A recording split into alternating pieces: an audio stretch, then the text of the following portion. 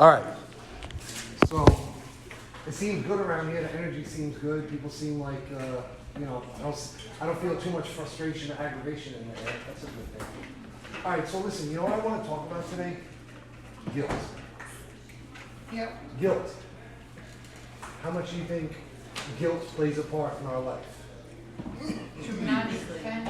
What is that? 90%. 90%? Right? Well, no, I know. I mean, I remember telling a counselor one time, I'm like, guilt runs my whole life. I said, everything I do is out of guilt. I feel bad, you know. And it's funny because I tell this story all the time. You know what she said? She said, you know why you feel guilty? I said, why? Because you are.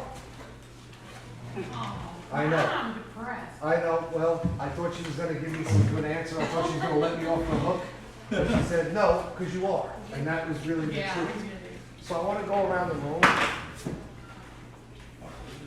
And I want to, just talk about, like what you just said.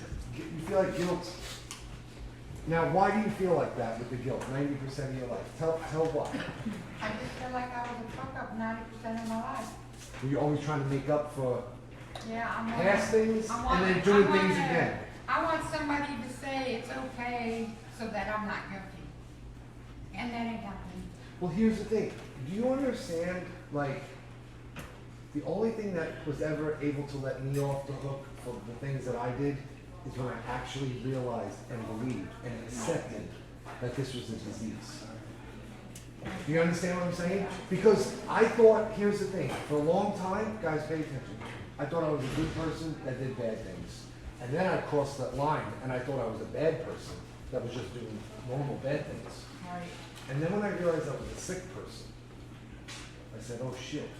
You know what I mean? Because this is the thing. I promise you, if you think that all there is to this is just the overindulgence of chemicals, do you understand what I'm saying? If you think you just have a substance abuse problem, it's complete. It couldn't be further from the truth. Do you understand what I'm saying? Uh-huh. And the thing is, so let me ask you this: how has guilt? All right, you got kids, right? Yes. So let me ask you this: if you're anything like me, you feel guilty about the way we're living, so we kind of let things slide with them, or we kind of let things go a different way because we feel guilty about the way we're living. I think mine is because they're grown. Yeah. My guilt goes more towards my grandchildren. Like, my granddaughter was in the emergency room, and I was high and didn't remember talking to her mom about it. Yeah. That's one of the main reasons that I came here, because I can't let my granddaughter sound like this. All right. So So I get guilt from that. And then, all right. So if you feel guilty about that, then what follows that? Rehab. Well, okay, but I'm talking about the emotions. Oh. Who said it? Shame? Well, it probably goes guilt, shame, regret, remorse, and I'm in no But good. I haven't went through any of that yet. Okay. That's okay? Well, I think you have. You Oh. feel guilty about the minute we feel guilty about something, we're ashamed. The Okay. shame overwhelms Okay, us. I got Then it. it's, I wish I wouldn't have did that. And then Yeah. it comes, I'm a piece of shit, I'm no good. Yeah. You know what I'm saying? And then it comes down to that, because this is the whole thing. If you ask me, this is just my opinion. The most dangerous part of this disease is the denial. The denial keeps us messed up for way longer than we ever should. Right. But the worst part of the disease for me was the I'm a no good piece of shit, I'm worthless, I'm this, I'm that. You know what I mean? I call myself a piece of shit 955 times a day. If you do that, what do you think what happens? If you are constantly putting yourself down and I'm no good and this, that, what do you think happens? Negative reactions. I mean, You completely believe, it becomes a belief system, right? Like, because it doesn't matter how much someone says, but no, you're good. It doesn't matter what I say about you or what you say about you, what matters? it's what you How you feel about it. Yeah, exactly. Because what did I say the other day? This whole thing is low self-esteem and fear, right? Because if you're calling yourself no good or you're a piece of shit or this and that, like, how are you not, like, how could you have good, positive self-esteem? And here's the thing, we constantly, and that was a serious situation, what you were talking about, but how many times do we do all right, I'm good, I'll stop, I'll be good, I'm done, I won't do this no more. Every 90 And, days. yeah, and then we do it again, and then we do it again. So, I mean, we're constantly feeling guilty and remorseful and shameful and calling ourselves no good, I'm a piece of shit. I mean, listen, do you think, and would that be a resentment against ourselves, right? Yeah. Oh, yeah. I mean, we hate ourselves. I don't, like I said, I speak for myself. I hated myself. I hated everything about myself. So, with my using, I would kind of let, why is Ike so loud? I would constantly let the kids get away with certain things, or my ex-wife get away with certain things, or family, because I feel so guilty about living this way. Do you understand? Yeah. That I would let things that I wouldn't normally let be okay, go okay. So, all right, so that's, go ahead. Savannah, tell me something about how guilt plays a part in your life.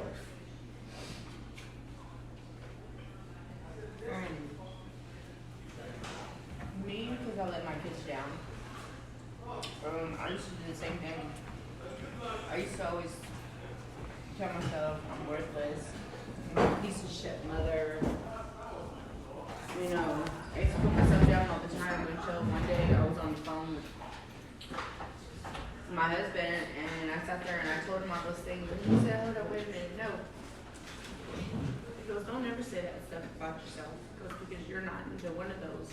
He goes, your kids love you. He goes, so don't ever think that. And so since then, I've actually sat there and thought about it, and I should have never said anything like that about myself. Well, but don't. And I felt guilty because I was clean and I chose to get high on my birthday, so that's the guilt that I have. Yeah. How long were you clean for? I was clean from, because I got locked up in February 24th, and I got out on the 28th, so I was clean all the way, so I got out, and then the rest of the February, March, April, May, and June. June 3rd is the day that, you know. Okay, so you had a decent amount of time. Mm-hmm. All right, so your husband or boyfriend? I forget what you said. I apologize. My husband, I call him my husband because we're still legally married, but we're Okay. not together. We haven't been together in years, but, you know, he still is my husband. So he helped you look at it another way. Yes, he did. But He's like my best friend. Did it take all that away, or do you still feel guilty? I still feel a little guilty, Yeah. but I'm getting over it. Okay. Okay. Me being here and, you know, starting to let everything out, it's getting there. Confession. Yeah, I mean, that's what this whole thing is about. Get it all out, put it there so we can move forward. Mm-hmm. Good. Tell me just guilt. I mean, I guess guilt for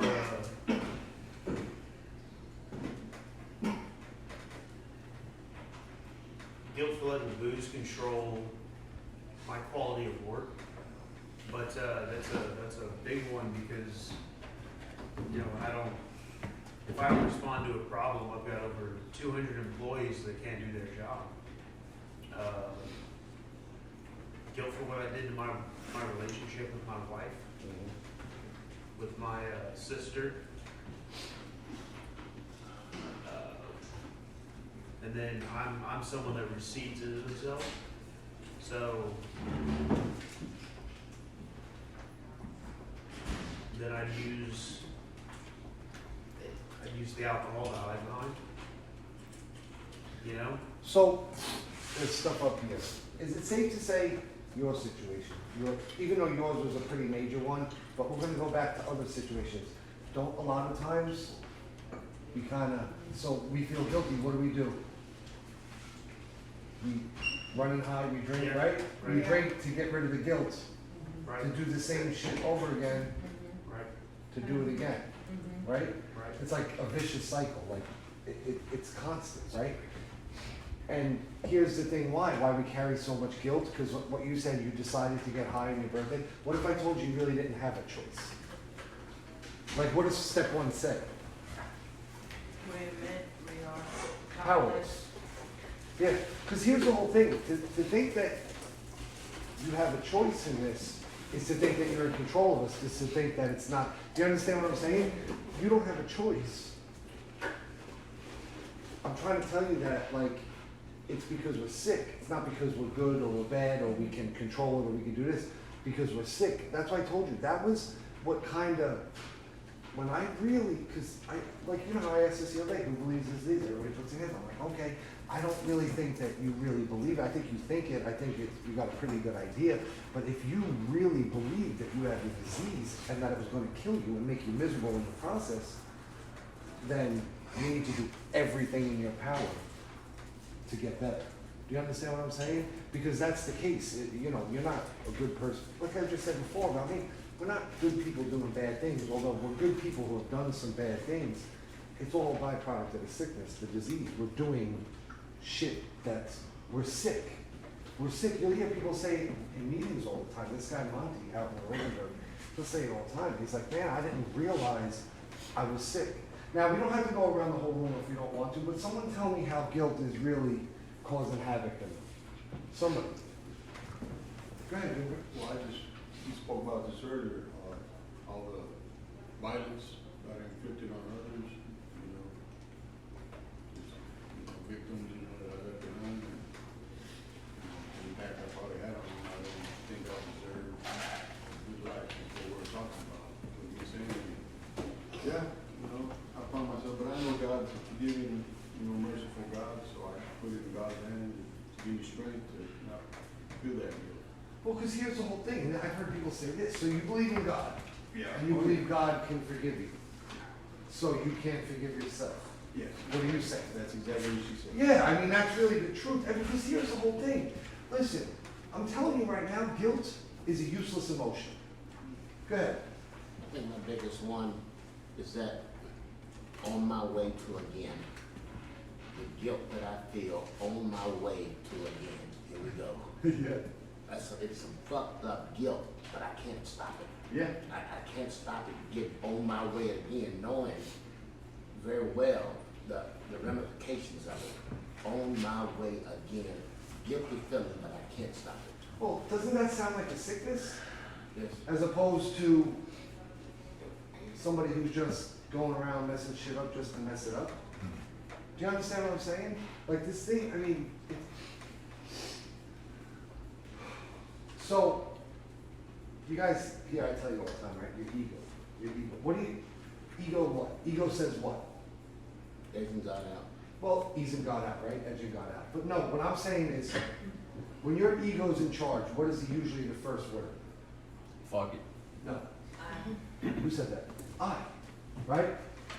Here I go again. I don't, I deserve this. I'll figure it out later.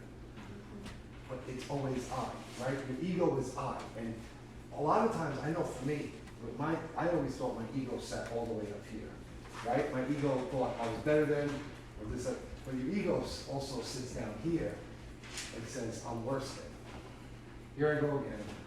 I'm just a piece of shit who can't get it right. You understand what I mean? Like, so, when they say your ego is the one that, your ego is not your amigo, your ego is the one that's out to kill you. It's really true, and it's all part of the sickness, but guilt is really a useless emotion because guilt keeps us sick.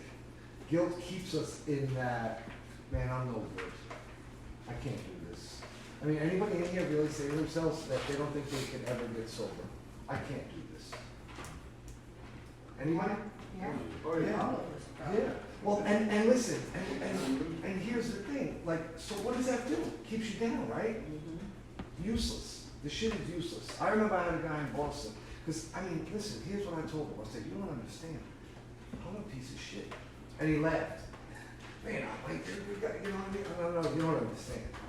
I get up and I go to work, and I pay bills, and I fold laundry, coach Louie, go to daddy-daughter dances, say hi to my neighbors. I do all that shit because I know I'm supposed to.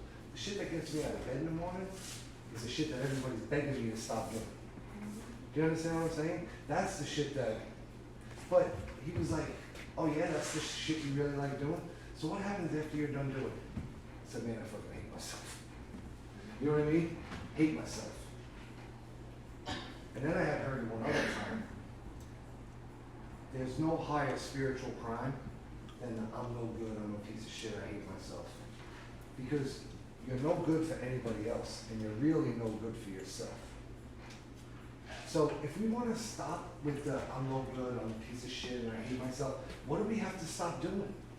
Stop feeling sorry for Stop you. doing the Well, shitty things that we feel guilty of. Yeah, and it's not just feeling sorry for yourself, Gilbert, because like I was saying before about what my counselor said to me, about when I told her I feel so goddamn guilty, and she told me, well, because you are. You know what I'm saying? Like, so what did you just say it again? And stop doing the shitty things that you feel guilty over doing. Yeah, exactly. Same with you. Like you were saying, Patrick, right?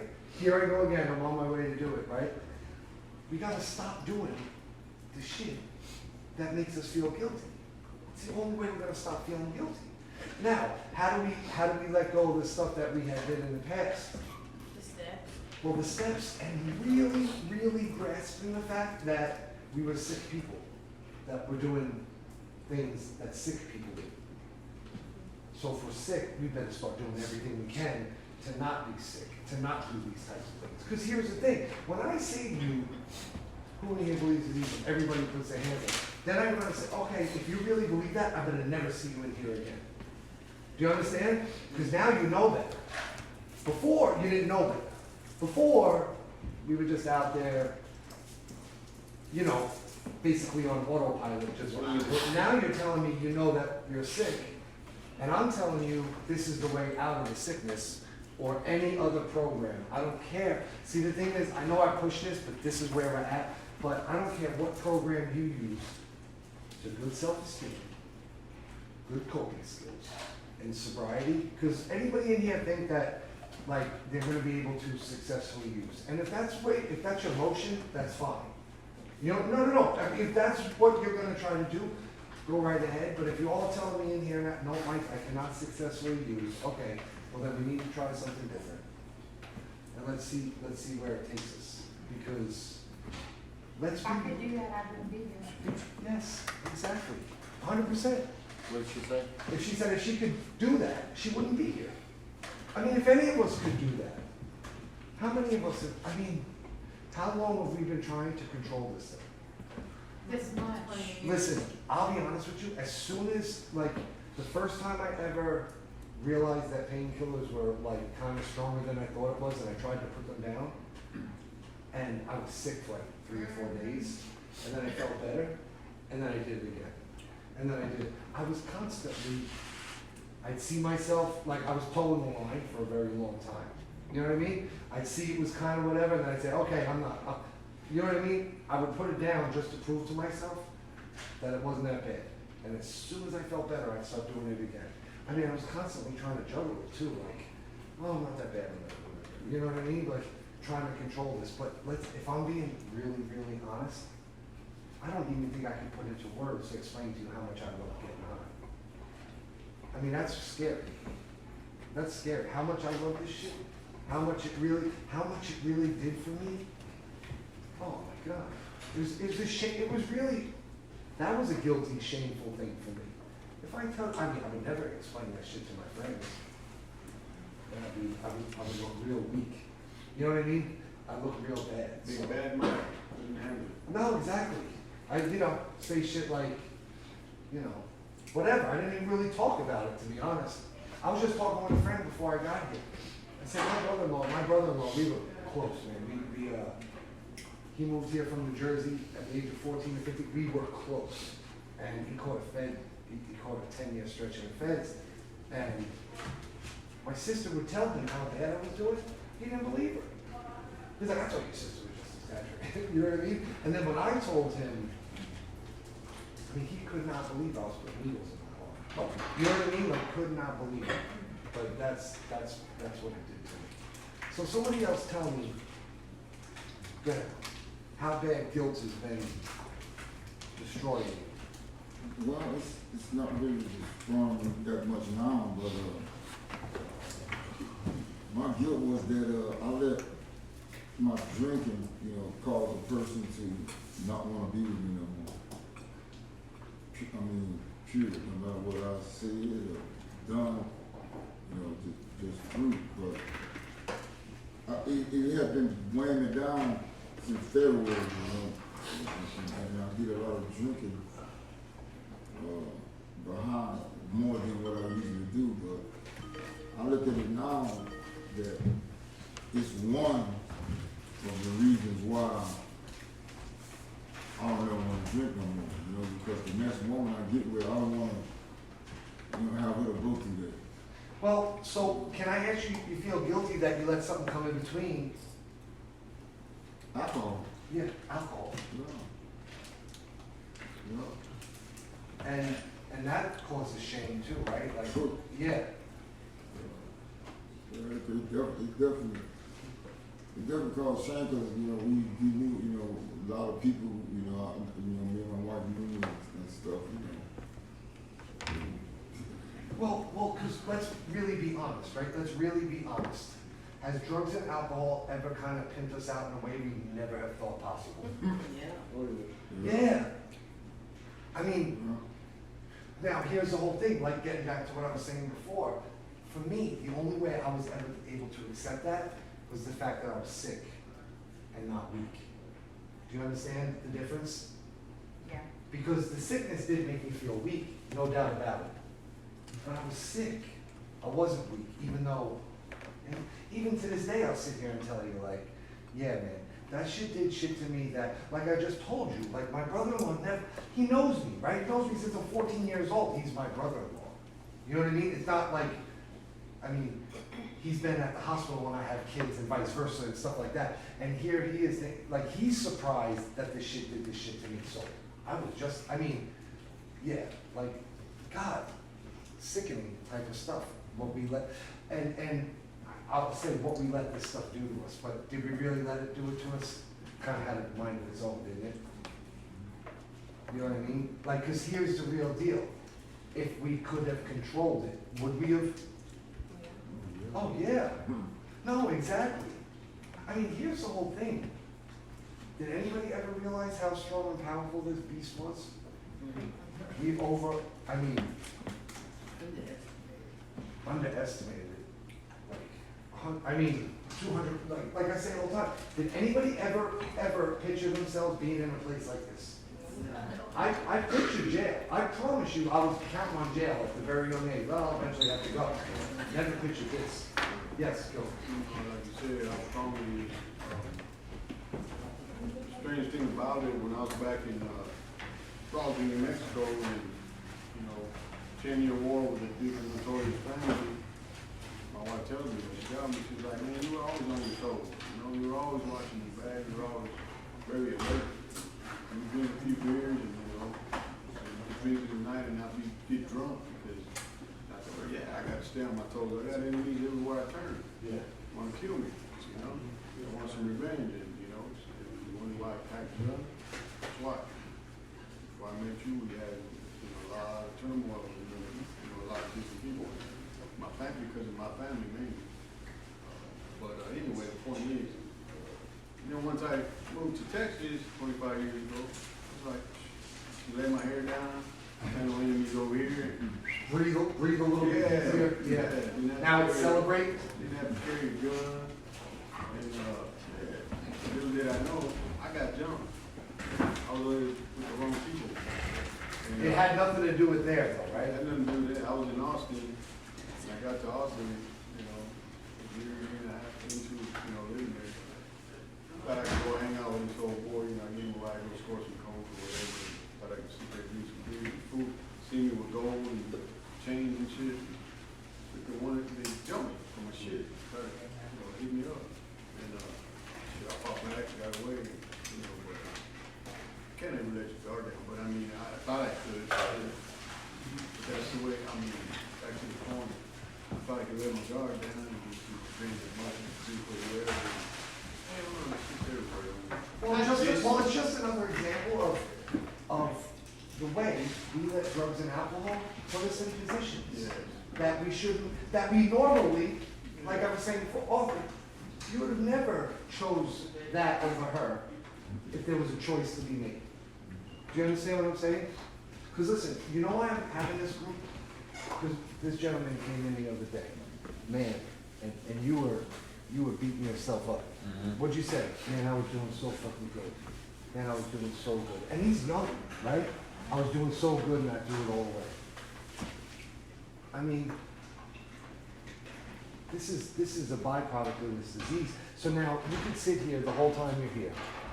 You could sit here forever and say, man, I fucked up, I'm no good, I ruined it all, I did this. But what's that got to do with today and tomorrow? Because what are you trying to do? What's your main goal? Get better. Get better, right? What are you gonna drag that shit around with us forever? No good, it does us no good, right? It does us no If good. you had a heart attack, it would do that. Yeah. Well, that's, see, so, yeah, if you had cancer, right?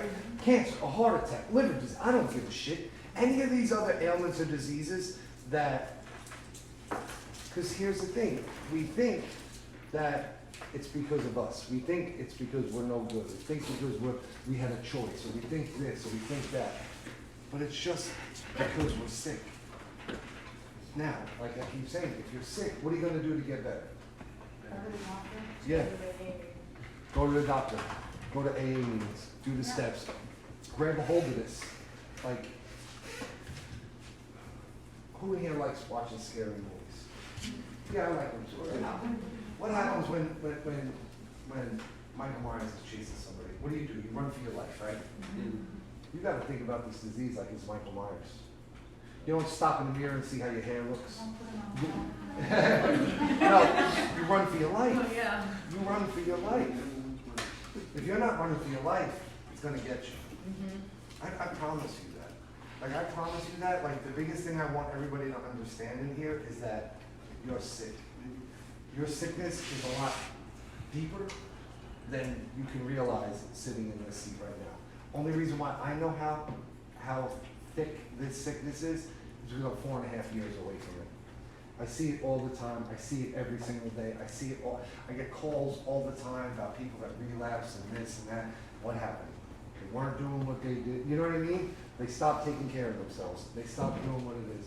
And every time someone comes back in here from out there, they come in and the guilt is eating them up. That shame is destroying them. There is no higher spiritual crime than I'm no good, I'm a piece of shit, why can't I be normal, what's wrong with me, I'm never gonna be able to get this, I can't do this, I'm this, I that, I this, it gets you nowhere. If you're living like that, if you're living there, where are you living? The street. You're living in the problem, right? You're right in the middle of the problem. Where do you need to be living? Outside of the problem. In the solution. Okay, what do I gotta do to get better? That, Gil, you said it before, that feeling sorry for ourselves, because here's the whole thing. Who in here wants to be, or likes the fact that they are selfish or self-centered? Because when you're thinking like that, who are you really thinking about?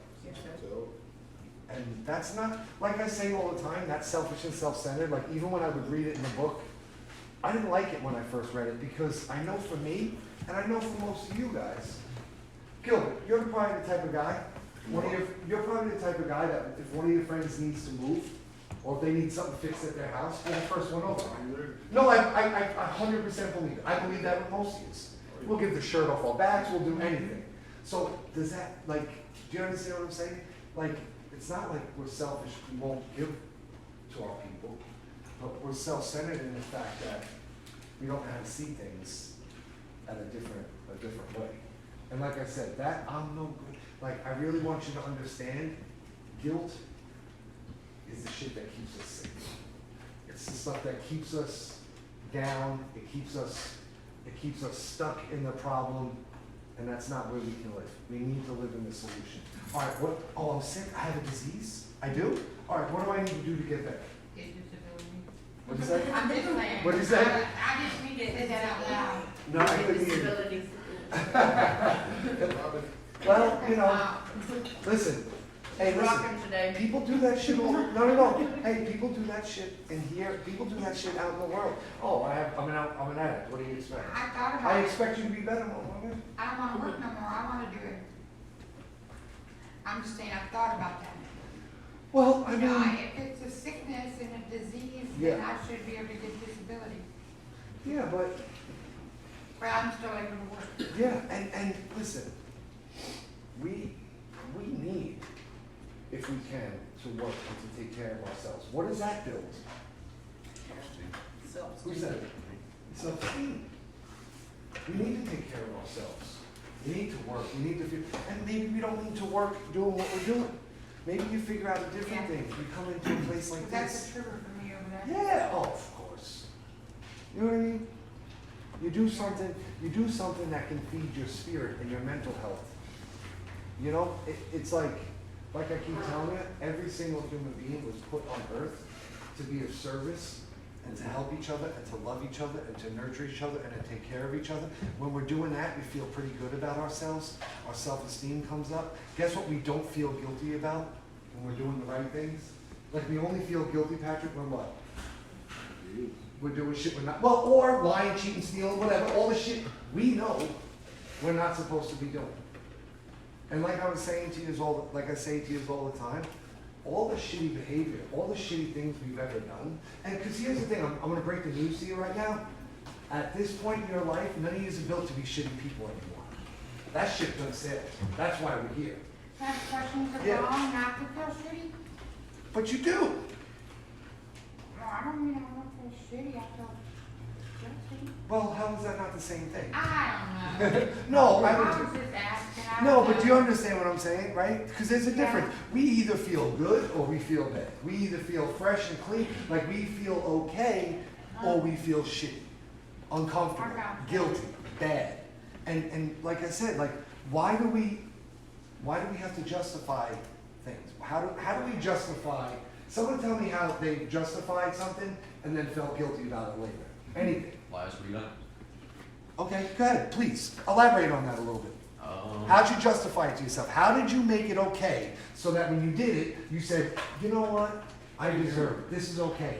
Do you understand what I'm saying? Yeah, said I'll be put on short-term disability, so I won't lose my job. And then like I'm nervous on the way going to pick up, and then when I use, I'm normal, I'm happy.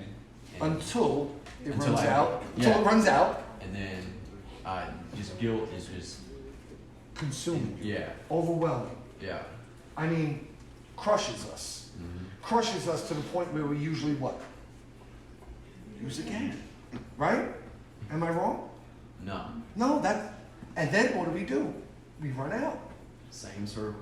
Same cycle. And then we don't have money, so we steal. And listen, it's funny because here's the thing, and if you are a drug addict and alcoholic, Cameron, by definition, you're a liar, a cheat, and a thief. Do you disagree with that? No, sir. Okay, because listen, the first time I was in treatment, I was like, not me, I'll steal from nobody. The counselor I had, she was half Irish, half Puerto Rican, was a cop in Brooklyn for 20 years. Like, I didn't know this at the time. I found out like one of the toughest precincts in Brooklyn. She said, you, my friend, have stolen everybody's sleep and serenity probably since the age of you were 14. And I said, you're right. You know what I mean? Because I was like, I'm not a thief. You know what I mean? She said that shit to me. I was like, wow, she's right. So even if we're not stealing money, and then I wind up being, I mean, I take money out of the bank when I shouldn't have. I've done things. I mean, this shit, like what I was saying before, this shit pimped me out in a way that at 35 years old, if you told me, Michael, you're going to be putting a needle in your arm, I'd have laughed in your face. Do you understand what I'm saying? Because here's the whole thing about getting to justifying, rationalizing all our behavior. It all starts, nobody decides to smoke crack, to drink a half a gallon of plastic vodka every single, like we don't decide where we end up, we never decided in the beginning to be like that. Do you understand what I'm saying? We never decided to get our Ambien and do it all in 3 days. Like, it never starts like that. You know what I mean? Right. It starts where we use it the way we're supposed to, kinda. You know what I'm I saying? did it first. Okay. I did it first. Okay, I always thought maybe a little bit, whatever, you know what I mean? At first, we do what we're supposed, you know what I mean? Yeah. And then then- you do a couple extra. And Couple then- extra. And then you're doing 15, 20 a day. Yeah. And then we're checking we're going to our relatives' house and checking their cabinets for something that might be in Yeah. there. You know what I'm saying? I mean, and if you don't think you're a cheat, And you because know what? here's the They never thing. had one. But here's the thing, if you don't think you're a cheat, because maybe you really know how to stay faithful in relationships, if you're driving under the influence, you're cheating the law. Do you understand what I'm saying? Go ahead. Arthur. You know, I had let my guilt get so bad to where I started just being angry. You know what I'm saying? I'm talking about, you know, like, you know, like, I always been kind of like, you know, in between, like, you know, until somebody just really just pushed my buttons. I've never been no, you know, person. But, you know, I started like, just being mad. Yeah.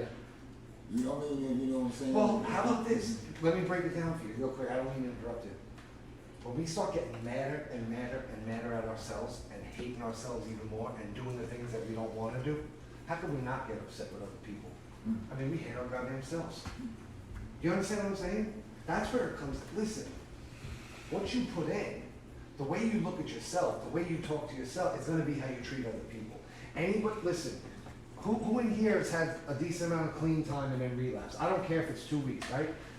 Do you ever notice right before relapse, everybody in the world's a fucking idiot? Yeah. Do you understand what I'm saying? Yep. Everybody in the world's a fucking idiot, except us. You know what I mean? Oh, this motherfucker. We are. I mean, I told you, this is the real truth. I can get angry enough to want to choke somebody because they breathe. Do you understand what I'm saying? This motherfucker, like breathing too loud. I don't like the way people wear clothes. I mean, do you understand what I'm saying? This guy's dog bullshit. I mean, it don't even matter. It's obviously not everybody else. It's obviously me. But I can't wait for someone to say the wrong thing to me, do the wrong thing to me. Here's the thing. You know why anger is really messed up? It's usually because we're so out of control up in here and overwhelmed and crazy up in here. When someone says the right thing or the wrong thing, man, we can point that anger at them and unleash on them. We feel justified and rationalized, and we feel like we can control that situation. We are out of control in here, so what do we try to do? Control some other shit like that. And you know what? Yes. I end up hurting the people I love the most. Who does that? Right in front of me. Whoever's closest. Who does And that's it? usually my family. Yes, exactly. Well, Not many strangers. You're not gonna be able to bump into many strangers that says, "Let me be the next contestant on Get Oh, My yeah, Head it's like Blown a Off." fucking cobra. Yes, exactly. I mean, listen, anybody in here that says they don't do it, I think you're not being honest with yourself. Done it. You know? Done it. Yeah. Done it. And it's like we're holding them hostage by My our bad moods or whatever. I mean, and it's that, We're robbing them. oh, Just total robbing them of peace. 100%. Of time. Of sleep. Back to that, Yeah. back to that reward system deal, you know, thinking you deserve, you know, a drink or a party or something. I use that a lot. My wife, she's quick to point it out. Shit, I've been raising them somebody else's kids since they're babies, infant, you know, newborn. I deserve to go out and have a good time Yeah. here and there, you know, more often than not. But yeah, so I'm like, man. Well, She's and like, I know it's an excuse, and she was telling me, Yeah. yeah, you're using that as an excuse, but well, think about this. I'll tell you this. There's no better excuse than a good excuse. You are raising the kids, and you are doing the right things, right? most of the time. Well, okay, so but I mean, you're paying bills, right? That's what I'm saying, like, so, and that is good things. But at the same time, like, when we look at, Not present. we're not present, and when we look at the stuff that it brings, like what you were just talking about, and here's the thing, nobody, like, if you're a drug addict and alcoholic, besides being a liar, cheat, and a thief, right? Because I don't care if you're just a happy drunk, right? That's not true, but everybody's always like, I'm a happy drunk. I'm like, yeah, okay.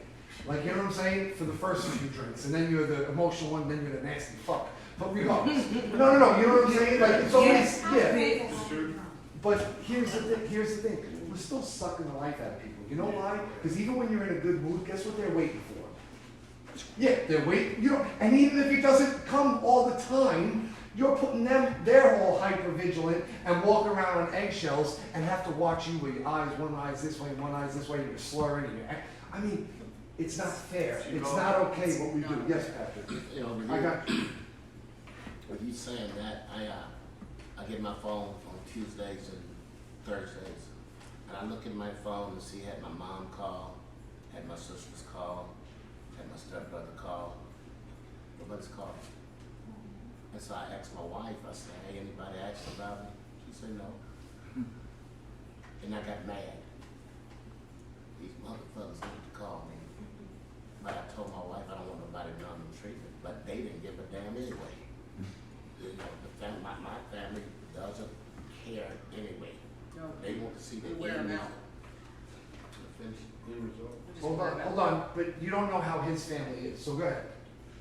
They're tired of me starting, doing good, tearing it down, and you know, it hurts, but for some reason, I'm okay with it.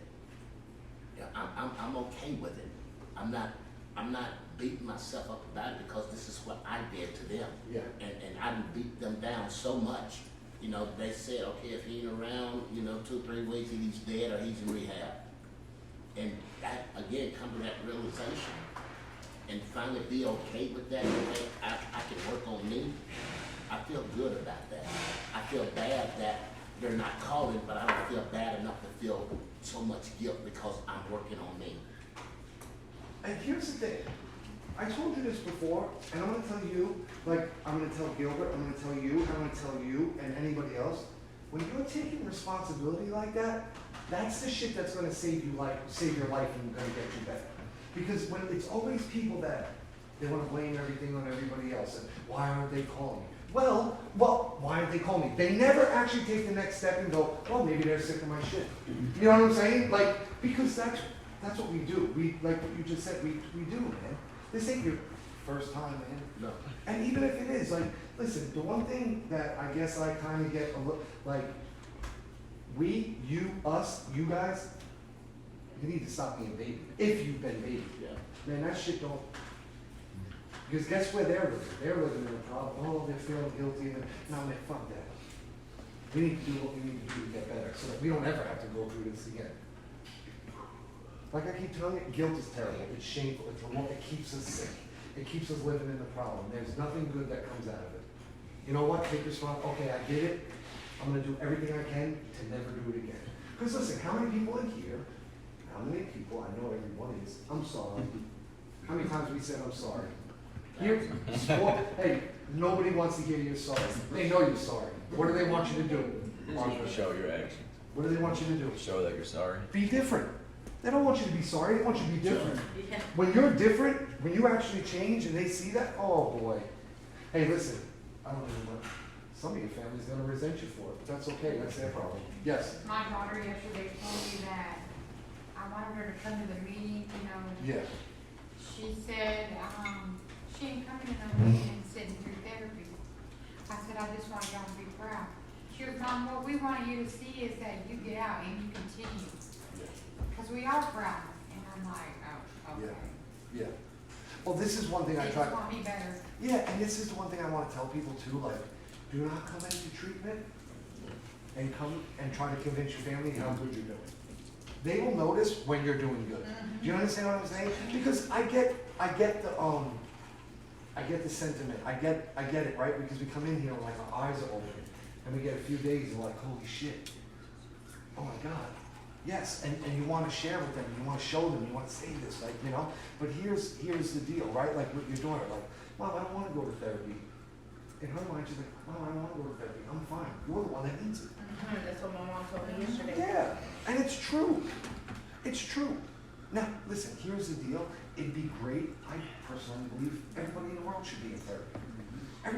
Everybody walking this earth is damaged to Well, I some did want to degree. tell her, you need therapy. Yeah.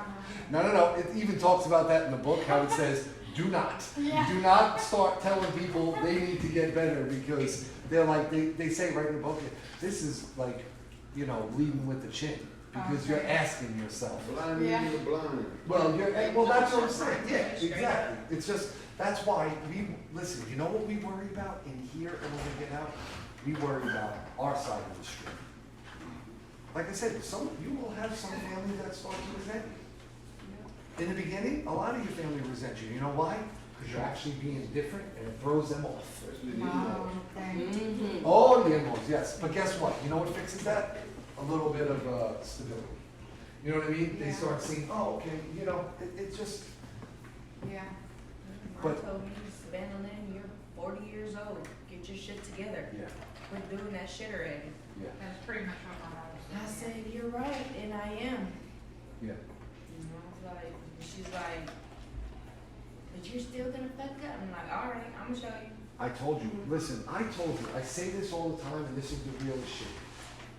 You guys got people out there that are praying for you to get better. And you got people out there that are praying for you to have fun. To me, right? I mean, we reward those people that are praying for us, and we give those other people, you know what I'm saying? Yeah. Hell yeah. Oh, okay, you think, ain't gonna be me. Ain't gonna be me. Because anybody in here think that they've gone too far and that they're no good and they can't ever be better or do better? You do? Talk about it. I just do.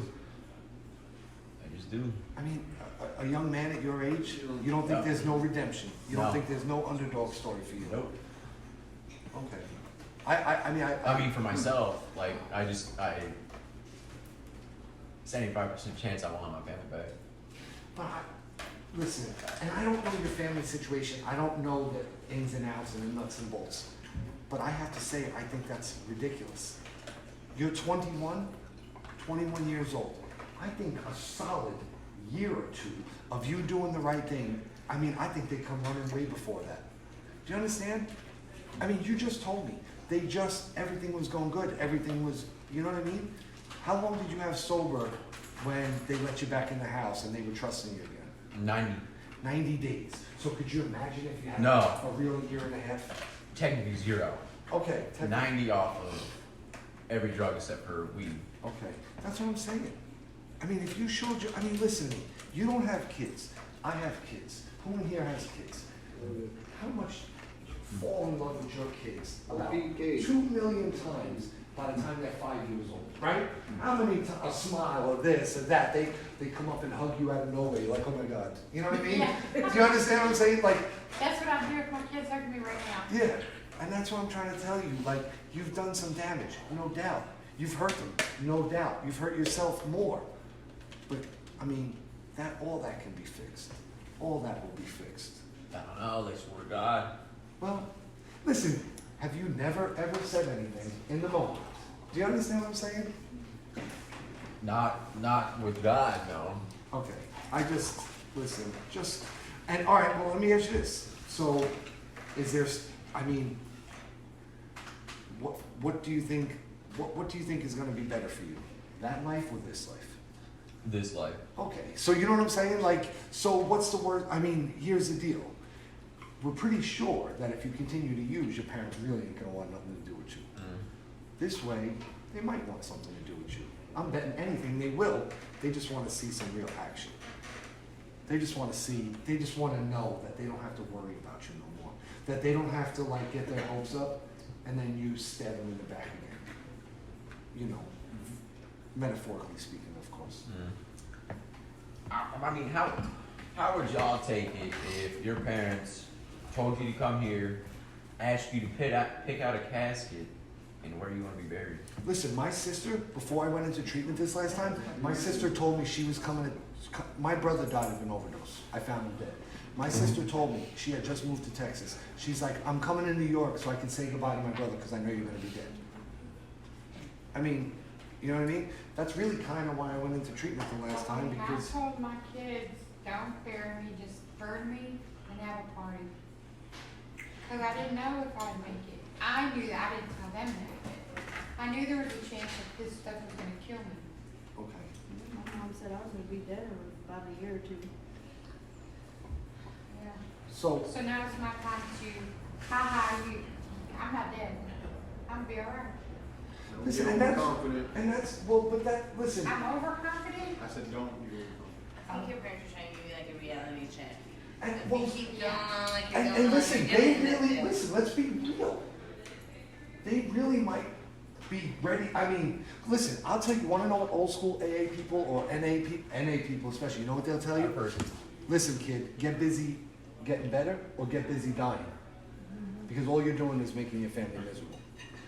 I wouldn't say that. I don't like that. I'd rather, you know, whatever. But do you know what I mean? They're like, yo, listen, man, either get better or die. Which, that's the reality of this thing.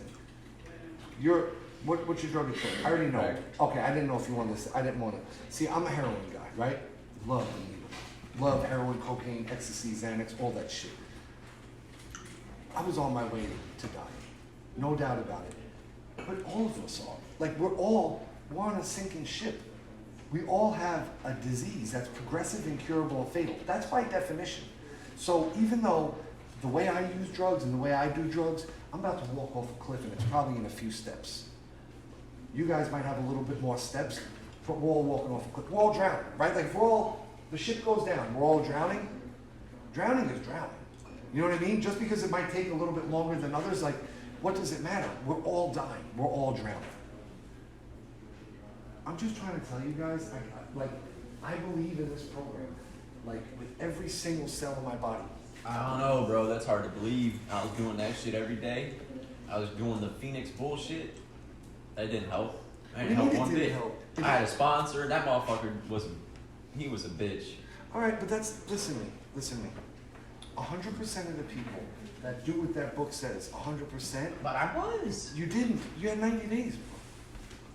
Technically 60 something. 60 something, and you were smoking weed. Like, that's, yeah. Didn't work. Listen, I was 100% sober, except for the surgery. I was in the hospital for a day and a half, whatever.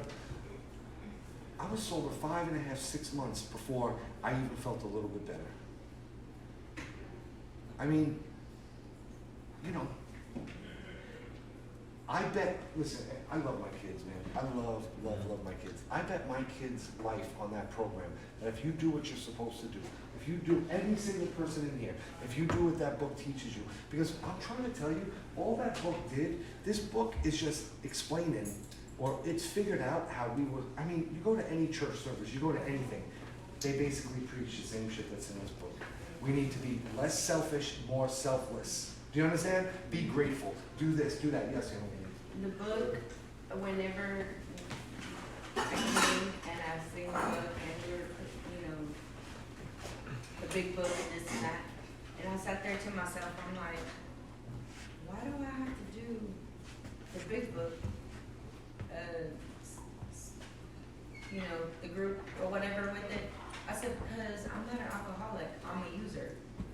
And then I was convinced to come to AA that we have here, and when they started talking about it and I was looking through it and I was reading some of the paragraphs and stuff like that, I sat there and I said, damn, just because I'm not an alcoholic, there's still shit in here that contains to my addiction.